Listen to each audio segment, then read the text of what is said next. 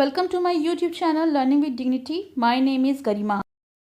आज हम करेंगे क्लास 8 हिंदी एनसीईआरटी वसंत का पाठ 18 टोपी। टोपी एक लोक कथा है और इसके लेखक हैं संजय जी। इस कहानी के द्वारा लेखक ने सामाजिक समस्याओं को उजागर करने का प्रयास किया है। लेखक ने इस कहानी में एक नन्ही गौरैया के दृढ़ निश्चय और उसके प्रयासों का, उसकी कोशिशों का वर्णन किया है, जिनके अनुसार प्रत्येक व्यक्ति नन्ही गौरैया से प्रेरित हो सकता है और अपने जीवन को सफल और अर्थपूर्ण बना सकता है। तो चलिए इस कहानी को पढ़ते हैं। एक थी गौरैया और एक था गौरा। गौरैया यानी फीमेल स्पैरो और गौरा होता है मेल स्पैरो। दोनों एक दूसरे के परम संगी थे, यानी बेस्ट फ्रेंड्स थे। जहाँ जाते, जब भी जाते साथ ही जाते, साथ हंसते, साथ रोते, खाते पीते और एक साथ ही सोते। भिनसार होते ही, भिनसार होता है प्रातःकाल, सुबह का समय, खोते से निकल पड़ते, खोते यानी घोंसले, दाना चुगने और झुटपुटा होते ही खोते में आ घुसते। तो झुटपुटा होता है जो अंधेरा और प्रकाश का मिलने का समय होता है, यानी जो शाम का समय होता है उसे कहते हैं। और जैसे ही शाम होती, अंधेरा होने लगता, वैसे ही वो अपने घोंसले में आ जाते, थकान मिटाते और सारे दिन के देखे सुने और हिस्सेदारी बांटते, यानी जो भी उन्होंने दिन भर में देखा होता, सुना होता, वो सब एक दूसरे से बांटते थे, बातें करते थे। एक शाम गौरैया बोली, आदमी को देखते हो कैसे रंग बिरंगे कपड़े पहनते हैं, कितना फपता है उन पर कपड़ा। फपता यानी अट्रैक्टिव लगता है। खाक फपता है, गौरा ने तपाक से बोला। तो गौरा इस बात पर बोला, खाक फपता है, कपड़ा पहन लेने के बाद तो आदमी और बदसूरत लगने लगता है, यानी जो उसकी प्राकृतिक खूबसूरती है वो तो वो अपने कपड़े से ढक लेता है। लगता है आज लट जीरा चुग कर आए हो, गौरैया बोली। तो गौरैया ने लटजीरा, लटजीरा होता है एक तरह का पौधा, तो गौरैया बोली शायद तुम लटजीरा चुग कर आए हो, इसीलिए ऐसी बातें कर रहे हो। कपड़े पहन लेने के बाद आदमी की कुदरती खूबसूरती ढक जाती है। गौरा बोला, अब तू ही सोच, अभी तो तेरी सुघड़ काया यानी सुंदर जो शरीर है, उसका एक एक कटाव, कटाव होता है शेप, मेरे सामने है। रोए रोए की रंगत मेरी आंखों में चमक रही है। रोए रोए की रंगत का मतलब तेरा जो भी रंग रूप है उसे देखकर मेरी आंखें चमक उठती हैं। अब अगर तू मानुष की तरह यानी मनुष्य की तरह खुद को सरापा ढक ले, सरापा होता है सर से पांव तक, ढक लेगी तो तेरी सारी खूबसूरती ओझल यानी डिसअपियर हो जाएगी। केवल कपड़ा अच्छा लगने के लिए नहीं, गौरैया बोली, मौसम की मार से बचने के लिए भी जो मनुष्य है वो कपड़े पहनता है, यानी सर्दी, गर्मी, जाड़ा जब ऐसा होता है तो फिर इस कारण भी मनुष्य जो है वो कपड़े पहनता है। तू समझती नहीं है, गौरा हंसकर बोला। कपड़े पहन पहन कर जाड़ा, गर्मी, बरसात सहने की उनकी सकत भी हो जाती है, यानी जब वो कपड़े पहनते हैं फिर उसी के अनुसार उनकी जो बॉडी है वैसे ही हो जाती है, इसीलिए उन्हें जाड़े में जाड़े के कपड़े, गर्मी में गर्मी के लिए और बरसात में उस तरह के कपड़े पहनने पड़ते हैं। और इस कपड़े में बड़ा लफड़ा भी है। कपड़ा पहनते ही पहनने वाले की औकात का पता चल जाता है, यानी वो गरीब है कि अमीर है तो उसकी हैसियत का पता चल जाता है। आदमी आदमी की हैसियत में भेद पैदा होने लगता है कि ये मालदार है और ये गरीब। फिर भी आदमी कपड़ा पहनने से बाज नहीं आता, गौरैया बोली। नित नए नए लिबास सिलवाता है, लिबास यानी कपड़े, ड्रेसेस, नए नए कपड़े रोज पहनता है।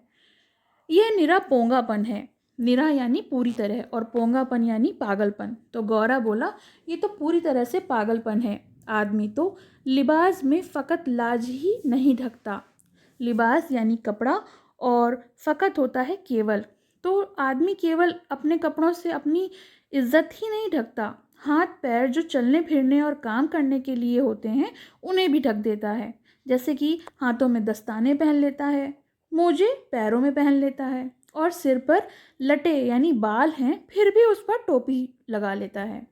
अपन तो नंगे ही भले, अपन यानी हम, नंगे ही भले यानी वो लोग तो कपड़े पहनते नहीं हैं। ये अपने विचार बता रहे हैं मनुष्य के प्रति। उनके सिर पर टोपी कितनी अच्छी लगती है, गौरैया बोली। मेरा भी मन है टोपी पहनने का। टोपी तू पाएगी कहाँ से? तो उसने कहा कि ठीक है तेरा मन है, लेकिन टोपी कहाँ से आएगी? टोपी तो आदमियों का राजा पहनता है। जानती है एक टोपी के लिए कितनों का टाट उलट जाता है? उलट जाना यानी कोई चीज़ का दिवाला निकल जाना। ज़रा सी चूक हुई नहीं कि टोपी उछलते देर नहीं लगती। अपनी टोपी सलामत रहे, इसी फिक्र में कितनों की टोपी पहनानी पड़ती है। यानी यहाँ पर बात की गई है कि अपने को, अपनी इज्जत को सलामत रखने के लिए न जाने कितने ही लोगों को बेवकूफ़ बनाना पड़ता है। टोपी पहनाना यानी बेवकूफ़ बनाना। मेरी मान तो तू इस चक्कर में मत पड़। तो यहाँ गौरैया को मना करता है कि ये टोपी पहनने का चक्कर तू मत पाल। गौरा था तनिक समझदार, इसलिए शक्की। तो गौरा जो है वो थोड़ा सा समझदार था, इसीलिए शक करता था। जबकि गौरैया थी जिद्दी और धुन की पक्की। जिद्दी यानी जिद करने वाला। ठान लिया सो ठान लिया, उसको ही जीवन का लक्ष्य मान लिया। और गौरैया ने अब जो चीज़ ठान ली थी, जिस बात पे अड़ गई थी, उसने उसको अपना लक्ष्य मान लिया था कि यही उसका एम है और उसको यही हासिल करना है। कहा गया है ना, जहाँ चाह वहाँ रहा। यानी जिस चीज़ को पाने की पूरी कोशिश की जाए वहाँ रास्ता अपने आप मिल जाता है। मामूल के मुताबिक अगले दिन दोनों घूरे पर चुगने निकले। मामूल होता है जो सुबह का समय था, रोज का जो दिनचर्या होती है उसके अनुसार। घूरे होता है कूड़ा करकट। तो जैसे रोज जाते थे वैसे ही वो कूड़ा करकट पे दाना चुगने के लिए निकल पड़े। चुगते चुगते उसे रुई का एक फाहा मिला। फाहा होता है टुकड़ा। तो जब वो दाना चुग रही थी तो उसको एक रुई का टुकड़ा मिला। मिल गया मिल गया मिल गया। और गौरैया मारे खुशी के घूरे पर लौटने लगी, कूड़े करकट पे लौटने लगी। वो इतना खुश हो गई। अरे क्या मिल गया रे? गौरे ने चिहा कर पूछा। चिहा कर यानी हैरानी से। गौरे ने काफ़ी हैरानी से पूछा कि अरे तुझे ऐसा क्या मिल गया जो तू इतनी खुश हो रही है? मिल गया, टोपी का जुगाड़ मिल गया। गौरैया ने गौरे से सामने रुई का फाहा धर दिया और उसने यानी गौरैया ने गौरे के सामने रुई का टुकड़ा रखा और बोली कि टोपी बनाने का जुगाड़ मिल गया, यानी उपाय। तेरे जैसा एक ही बावरा और था, गौरा बोला। तो गौरा इस पर उसको एक कहानी सुनाने लगा कि जैसे तू बावरी यानी दीवानी है, वैसे एक और बावरा था। रास्ता चलते चलते उसे अचानक एक दिन पड़ा हुआ चाबुक मिल गया। चाबुक होता है कोड़ा, जो चमड़े का बना हुआ कोड़ा होता है, विप, जिसको घुड़सवार लोग इस्तेमाल करते हैं घोड़े को दौड़ाने के लिए। चाबुक था बड़ा उम्दा, बड़ा बढ़िया चाबुक था और लचकदार, लचीला भी था। किसी घुड़सवार के हाथ से छूट कर गिर गया होगा। यानी जो घुड़सवार घुड़सवारी कर रहा था उसके हाथ से चाबुक गिर गया और एक बावरे को मिल गया। चाबुक हाथ लगते ही वह बावरा चिल्लाने लगा। चाबुक तो मिल गया, बाकी बचा तीन, घोड़ा, लगाम और जीन। तो अब चाबुक को चलाने के लिए एक घोड़ा चाहिए था, लगाम यानी जिससे कंट्रोल किया जाता है घोड़े को वो, और जीन जो काठ की बनी हुई होती है, काठी जिस पर घोड़े पर बैठा जाता है। अब ये तीनों रास्ते में तो पड़े हुए मिलते नहीं और सब काम धंधा छोड़कर वो बावरा ताउम्र यानी पूरी उम्र यही रटता रहा कि बाकी बचा तीन, घोड़ा, लगाम और जीन। गौरा उसे समझाते हुए बोला, इस रुई के फाये से लेकर टोपी तक का सफ़र तुझे पता भी है। यानी अब रुई का फाया मिला है, उससे टोपी तो बनाएगी कैसे? बस देखते जाओ अब कैसे बनती है टोपी। गौरैया रुई का फाया लिया एक धुनिया के पास चली गई। धुनिया होता है जो रुई धुनता है। रुई को धुनकर उसे वो साफ करता है। बड़े मनोहर से बोली। मनुहार होता है मनौती करके, यानी मना कर बोली, धुनिया भैया इस रुई के फाये को धुन दो। तो धुनिया से उसने बड़ी रिक्वेस्ट की कि भाई इसको धुन दो। धुनिया बेचारा बूढ़ा था, जाड़े का मौसम था, उसके तन पर वर्षों पुरानी तार तार हो चुकी एक मरजई पड़ी हुई थी। जो धुनिया था, रुई धुनने वाला, वो बूढ़ा था और बहुत पुरानी समय से उसके शरीर पर एक कपड़ा पड़ा था जो फटा फटा हुआ था। तार तार यानी टुकड़े टुकड़े, जो बिल्कुल फटा हुआ था। वह हाँफते और कांपते हुए बोला, तू जाती है कि नहीं? देखती नहीं अभी मुझे राजा जी के लिए रजाई बनानी है। और वो गुस्सा कर और कांपते हुए बोला कि अभी तू जा, राजा जी के लिए मुझको एक रजाई तैयार करनी है। एक तो यहाँ का राजा ऐसा है जो चाम का दाम चलाता है। तो चाम का दाम का मतलब होता है हुक्म चलाना, ऑर्डर करना। ऊपर से तू आ गई फोकट में रुई धुनवाने, फोकट यानी फ्री में, बगैर पैसे दिए रुई धुनवाने आ गई। तो उसने कहा मुझे बहुत काम है, तू यहाँ से जा। उर्ज ना करो भैया, गौरैया बोली। तो गौरैया ने कहा कि ऐतराज़ ना करो। उर्ज ना करो यानी कोई भी मतलब ऐतराज़ करना मत करो, मैं तुम्हें पूरी उजरत दूंगी, पूरी मजदूरी दूंगी, यानी जितना तुम्हारी लागत लगेगी, जो तुम काम करोगे उसकी तुमको पूरी मजदूरी दूंगी। इसे धुन दो भैया, आधा तू ले लेना, आधा मैं ले लूँगी। तो दुनिया को अपनी ज़िंदगी में आज तक इतनी खरी मजदूरी, यानी इतनी शुद्ध मजदूरी, इतनी अच्छी मजदूरी कभी नहीं मिली थी कि 16 आना यानी पूरे 1 रुपये में से 8 आना यानी 50 पैसे की मजदूरी मिली हो, यानी आधा मैं रख लूँ और आधा वो ले ले। तो इसके लिए सपना ही थी। वह झट से तैयार हो गया। घरचों घरचों उसकी ताती बज उठी और वो इस तरह से मान गया कि वो रुई धुन देगा। और उसने अपने रुई धुनने वाला जो औजार था, ताती जिसे बोलते हैं, उसे उठाया और रुई धुनना शुरू किया। उसमें से आधा धुनिया ने ले लिया और आधा गौरैया को दे दिया, शर्त के अनुसार। इससे उत्साहित गौरा गौरी एक कोरी के यहाँ गए। उत्साहित यानी बड़े खुश होकर। दोनों एक कौरी, कौरी होता है कताई करने वाला, जो सूत काटता है, धागा बनाता है। और कहा कौरी भैया इसे धुन के सूत काट दो, यानी धागा बना दो। कौरी की कमर झुकी हुई थी, उसके बदन पर धज्जी धज्जी हो चुका एक धुस्सा डाल कर रखा था। तो धज्जी धज्जी होता है टुकड़े टुकड़े, तो 2 टुकड़ों में, और गुस्सा होता है मोटा कंबल, उसने बिछाकर उस पर वो बैठा हुआ था। और वह बड़ी अनिच्छा से बोला, बेमन से बोला, तुम लोग यहाँ से भागते हो कि नहीं? देखते नहीं अभी मुझे राजा जी का अचकन यानी लंबा कुर्ता के लिए सूत काटना है, धागा बनाना है। मुझे फुर्सत नहीं है मुफ्त में मल्हार गाने की। तो मल्हार होता है एक प्रकार का राग, म्यूज़िक। तो उसने कहा मुझे फुर्सत नहीं है, और इस तरह से उसने वहाँ से उन दोनों को भगाने के लिए बोल दिया। भैया इस मुल्क में सब काम क्या राजा जी के लिए होता है? मुल्क यानी देश। तो उन्होंने कहा क्या इस देश में सारा काम राजा जी से शुरू होकर राजा जी पे ही ख़त्म होता है? गौरैया अचरज से बोली, काफ़ी हैरान होकर बोली। तो किस मुल्क से आई है? कोरी ने उसे भर आँख देखा।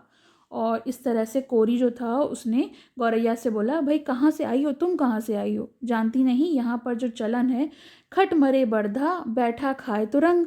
तो खट मरे बर्धा और बैठा खाए तुरंग का मतलब होता है कि काम करे कोई और फ़ायदा किसी और को होए। तो इस तरह से उसने ये बात कही कि मेहनत तो हम करते हैं और फल जो है वो दूसरा खाता है। राजा जी के लुगाए भुगाए भी तो बहुत हैं। लघुए भगुए होते हैं, जो चमचे होते हैं या चापलूसी करते हैं, उनको कहते हैं लघुए भगुए। इसी ने उनका काम भी होता है। और इसी तरीके से जो मीडिएटर होते हैं, जो बीच के लोग होते हैं, वो अपना काम निकालते हैं। मुकरो मत भैया, मुकरो यानी अपनी बात से ना हटना।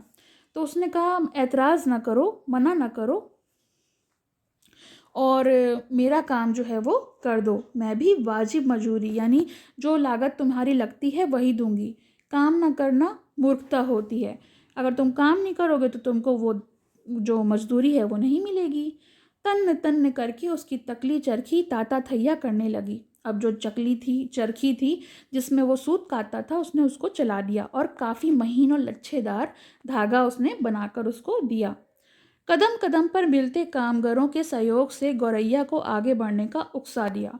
अब उसका जो काम था एक एक करके हो रहा था, इसीलिए उसका मन जो था वो ये सोचने के लिए मजबूर हो गया कि अब तो वो टोपी बनाकर ही रहेगी। इसके बाद वे दोनों एक बुनकर के पास गए। बुनकर जो धागे से कपड़ा बनाता है, इसरार करने लगे और उन्होंने कहा कि भाई इसका सूत का कपड़ा बुन दो। बुनकर ने इन्हें अगबग होकर देखने लगा। तो बुनकर जो था वो अगबग का मतलब होता है परेशान होकर, कि भाई कहाँ से आ गए, हटते हो कि नहीं यहाँ से? देखते नहीं अभी मुझे राजा जी का लिए एक बागा बुनना है। बागा यानी एक वस्त्र होता है। अभी थोड़ी देर बाद ही राजा जी के कारिंदे हाजिर हो जाएंगे। कारिंदे होते हैं कि जो कर वसूलते हैं, टैक्स वसूल करते हैं, उनको कारिंदे कहते हैं। साव करे भाव तो चवाव करे चाकर, यानी काम करे कोई और खा जाए कोई और। तो इतना कहकर बुनकर जो था वो अपने काम में मशगूल हो गया। मशगूल यानी व्यस्त, बिजी हो गया। इसे बुंदे भैया, गौरैया ने साहस सजोकर कहा। साहस सजोकर यानी हिम्मत जुटाकर कहा। हम सेंत मेंत का काम नहीं करवाते, सेंत मेंत यानी मुफ्त का। इसे बुंदे और आधा तू ले ले, आधा हम ले लेंगे। तो जो बुनाई करोगे उसका आधा तुम रख लेना और आधा हम रख लेंगे। बुनकर ने देखा कि सौदा जो है वो बुरा नहीं है और वो तैयार हो गया। सूत अपनी ओर खींचकर ताना बाना पसार दिया और फिर वो करधा यानी चरखी चलाने लगा और ढुरकी ढुलकाने लगा। ढुरकी होती है कपड़ा बनाते समय जो जुलहे होते हैं जिसे बांध का सूत फेंकते हैं, उसे ढुरकी ढुलाना बोलते हैं। और इस तरह से जो वो धागा था, वो कपड़ा जो था वो बुनने लगा। गौरैया ने 3/4 मंजिल पार कर ली थी। कपड़ा लिए दिए एक वह दर्जी के पास पहुंची। अब कपड़ा उसे मिल गया था और दर्जी के पास पहुंची और उसने कहा कि भैया इसकी टोपी सिल दो। खिसकती हो यहाँ से कि नहीं, यानी यहाँ से जाती हो कि नहीं। दर्जी रोष में यानी गुस्से में बोला, देखती नहीं राजा जी की 7वीं रानी से 9 बेटियां और उसके बाद 10वां बेटा पैदा हुआ है। यानी राजा की जो 7वीं रानी है उनके पहले से ही 9 बेटियां हैं और अब 10वां जो बच्चा हुआ है वो पुत्र है। और उस 10 रत्न के लिए मुझे ढेरों झब्बे यानी झबले सिलने हैं। दर्जी के माथे का पसीना पोंछते हुए उसने ठंडी आह भरी। कुछ देना न लेना, भर माथे पसीना, यानी कुछ लेना देना कुछ नहीं है और बस माथे पे पसीना आया तो उसने ऐसी बात कह दी। हम तो भगई बेगार में कुछ करवाते नहीं। तो उसने कहा भैया हम ऐसे बेकार में मतलब फिजूल नहीं करवा रहे हैं, इसके मैं आपको मजदूरी दूंगी। गौरैया बोली, इसे बुने कपड़े से टोपी सिल दो, बल्कि 2 टोपियां सिल दो, एक तुम ले लेना एक हम ले लेंगे। मुंह मांगी मजूरी पर कौन मूजी तैयार ना होता। मूजी यानी मजदूर। तो अब उनको तो मनचाही मजदूरी मिल रही थी, तो कौन मजदूर जो है वो तैयार नहीं होगा। उसने कच्च कच्च उसकी कैंची चल उठी और चूहे की तरह सर सर उसकी सुई कपड़े के भीतर बाहर होने लगी और बड़ी जल्दी ही उसने 2 टोपियां सिल दी। खुश होकर दर्जी ने अपनी ओर से एक टोपी में 5 फुंदने भी जड़ दिए। अब उसको फ़ायदा हुआ, मुनाफा हुआ, तो उसने खुशी खुशी फुंदने जो 5 छोटे छोटे फूल होते हैं कपड़े के, वो टोपी में लगा दिए। फुंदने वाली टोपी पहनकर तो गौरैया जैसे आपे में ना रही, यानी बेकाबू हो गई। 1.5 टांगों पर लगी नाचने, फुदक फुदक कर लगी गौरा को दिखाने। अब वो इतनी खुश हो गई कि 1.5 टांग यानी मतलब खुशी से नाचने लगी। देख मेरी टोपी में सबसे निराली, वो भी 5 फुंदने वाली। वाकई तू तो रानी लग रही है, गौरे को भी आखिरकार कहना ही पड़ा। रानी नहीं राजा कहो मेरे राजा। गौरैया ऊंचा उड़ने लगी। अब कौन राजा मेरा मुकाबला करेगा। टोपी पहनते ही उसके मन में एक नया हुल्स, हुलस होता है खुशी, एक अंदर से जो खुमारी आती है उसे बोलते हैं हुलस। जोर मारा, क्यों ना इस मुल्क के राजा को भी एक बार जायज़ा लिया जाए, यानी देखा जाए कि भाई क्या है, इतने सारे उनके काम होते हैं, आखिर ये राजा हैं कौन। उड़ते उड़ते वह राजा के महल के कंगूरे पर जा बैठी। कंगूरा होता है जो सबसे ऊंचा शिखर होता है, उसे कंगूरा कहते हैं। ये देखिए जो चिड़िया है टोपी पहन के आ गई है और राजा जी जो हैं वो मालिश करवा रहे हैं अपने नौकर चाकर से। उसी वक्त राजा अपने चौबारे पर, चौबारे यानी आंगन में, टहलुओं से खुली धूप में फुलेल की मालिश, टहलुए होते हैं नौकर, उनसे खुली धूप में फुलेल होता है खुशबूदार तेल से मालिश करवा रहे थे।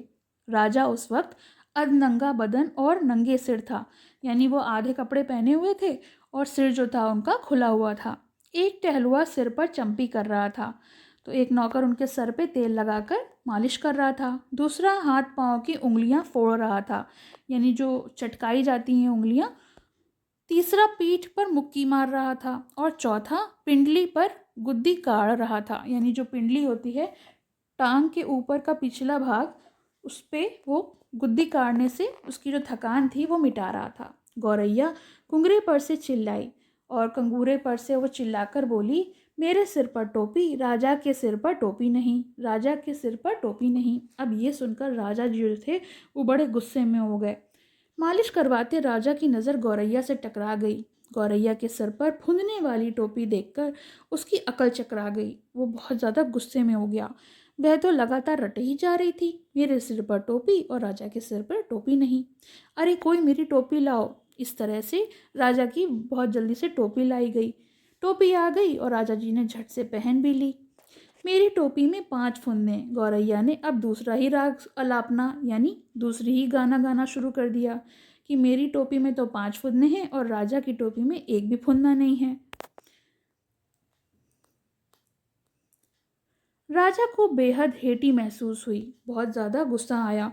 इस मुल्क के महाबली राजा के सामने एक चिड़िया की ये मजाल, यानी चिड़िया ने ऐसी हिम्मत दिखाई कि राजा को चिढ़ा रही है। वह बुरी तरह बिगड़ गया।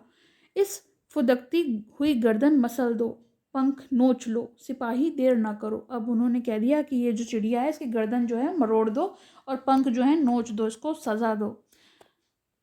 क्षमा करें महाराज, मंत्री ने हाथ जोड़कर कहा कि क्षमा कर दीजिए महाराज, मच्छर मारकर हाथ क्यों गंदा करना, अपने आप ही उड़ जाएगी, चली जाएगी, क्यों बेचारी की हत्या की जाए।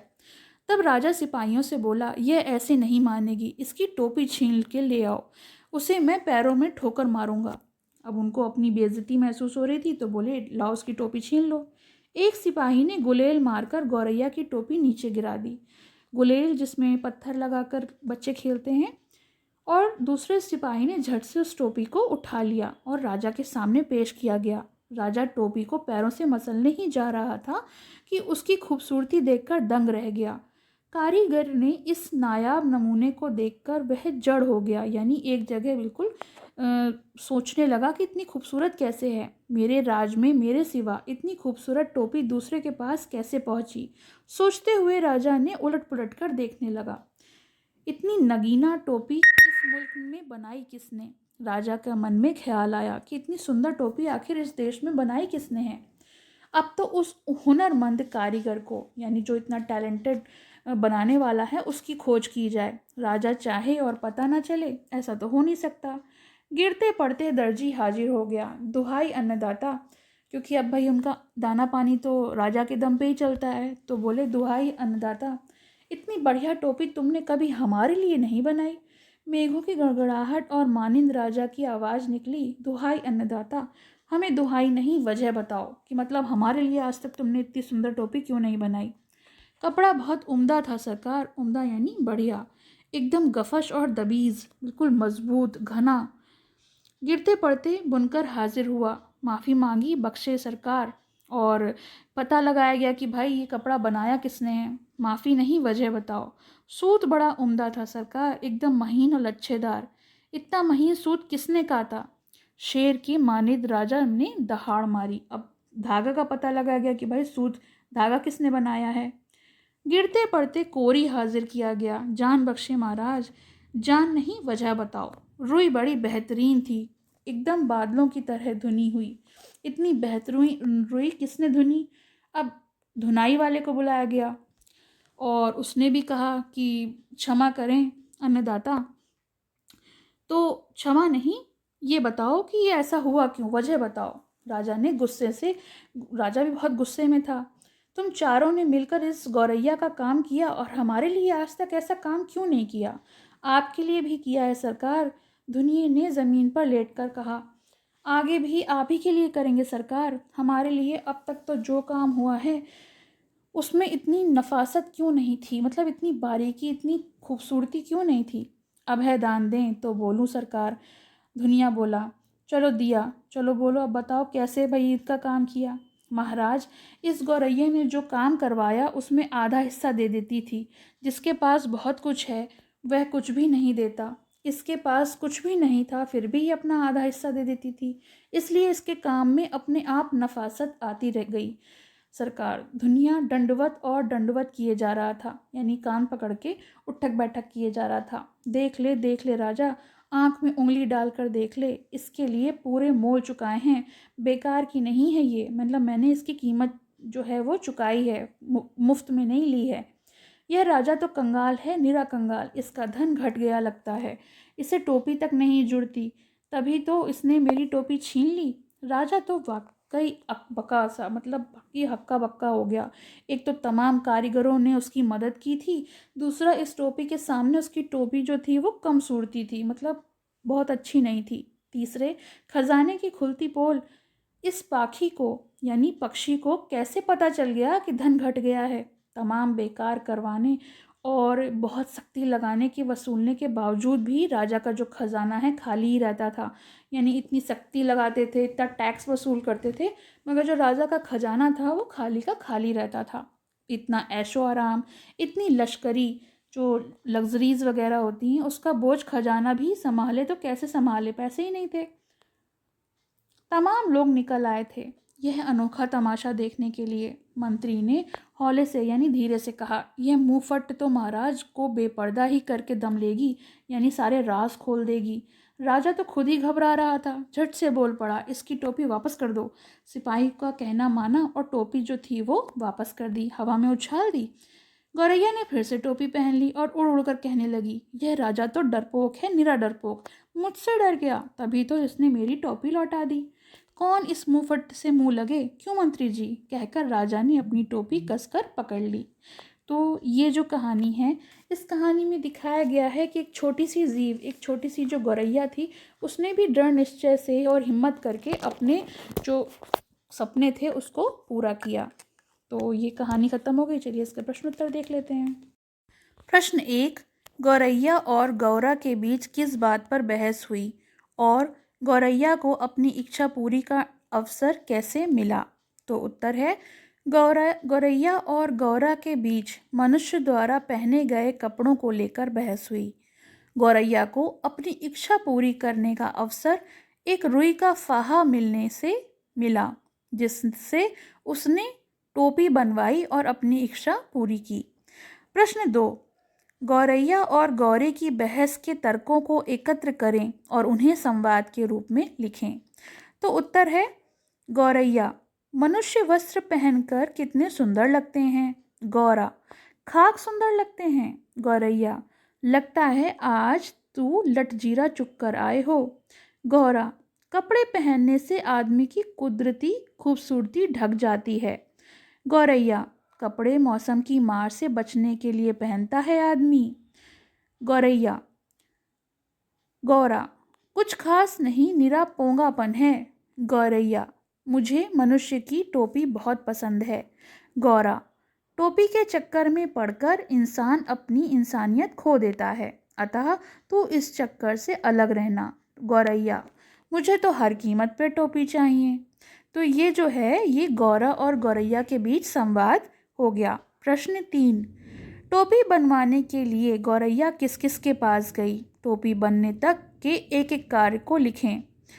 तो टोपी बनवाने के लिए गौरैया पहले धुनिया के पास रुई धुनवाने के लिए गई, फिर वह कोरी के पास तकवाने के लिए गई, इसके बाद बुनकर के पास कपड़ा बुनवाने के लिए गई और अंत में दर्जी के पास टोपी सिलवाने के लिए गई, तब उसकी टोपी तैयार हुई।